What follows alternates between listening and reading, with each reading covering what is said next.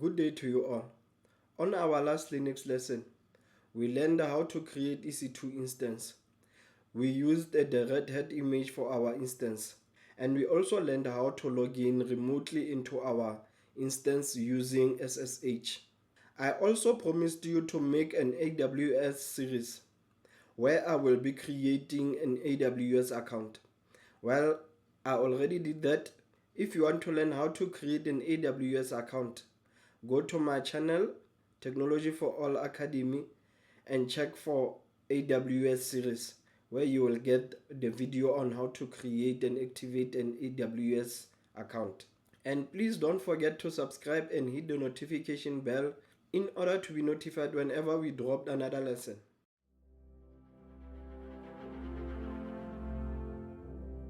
Welcome to Technology for All Academy, an academy that teaches information communication technology and security for free. For those of you who don't know me, my name is Thaba Makobe, the founder of Technology for All Academy. In today's lesson, our focus will be on basic commands of Linux. Without any waste of time, I have already opened my AWS account and I'm on instance dashboard. Already selected my instance. What I'm going to do, I'm going to copy my public IPv4 address. Okay, click on the copy box. As you can see, it's saying public IPv4 address copied. Now I will go to my Windows search box and search for Windows PowerShell. Let me open my PowerShell. Remember that we said you must be on the directory where your key is being saved. Okay, my key is on downloads, so I'll go to downloads directory, and to do that I'll click CD downloads and enter. Now that I'm inside my downloads directory, the command to log in remotely into our Red Hat EC2 instance is going to be SSH -i, and then my key, which is labtest.pem ec2-user at our IP address.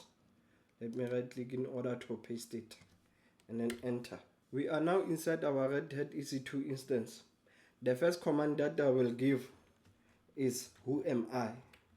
Who am I? Enter. And then as you can see, we are logged in as EC2 user. The second command that I want you to learn is pwd, print working directory. Okay, print working directory and then enter. And then as you can see, the path of our directory is /home/EC2 user. To view the content of our home directory, we need to give the command ls, which is abbreviation for list. And since I have not yet created directories and files, we won't have any feedback. But that does not mean our user or home directory does not have files and directories at all. Instead, we have hidden files which start with period or dot, and they are configuration files. That is why they are hidden.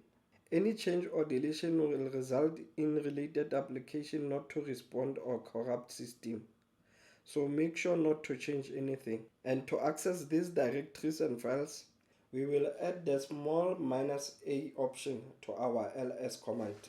ls -a, enter. And as we can see, there's our hidden files or our configuration files. They start with a dot and dot.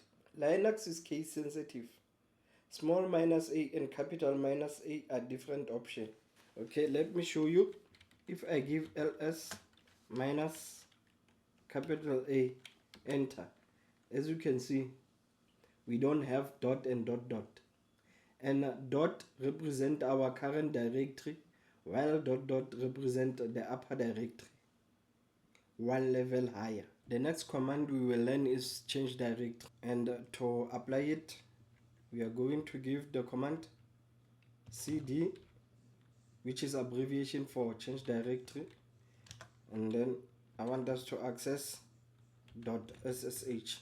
And now let's give the pwd command to see our path. As we can see, we are in /home/EC2 user /.ssh. Another command that I also want you to know is clear, to clear our screen. Now let me give the command ls so that we can see the content of our .ssh direct, and as we can see, we have authorized keys. And ls command has more options. Now I'll give ls -al. The L option is used for long listing.